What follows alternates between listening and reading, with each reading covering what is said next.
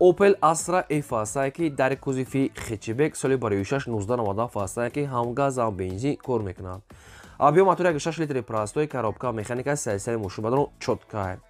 Мошин 4 та балон 90%, аккумулятори нав, 1 сола ҳуҷҷат, 1 сола танировка, 2 та электропакет, кондитсионер, ABS, чашкҳо варид надорад. Дӯстони азиз, мошинча салон чухолои фасон задагӣ, мошинча чотка.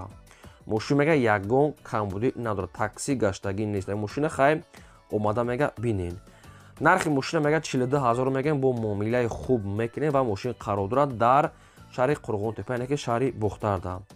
Якумаш рақамҳои мегафон, дуюмаш рақамҳои Вавилон WhatsApp доранд.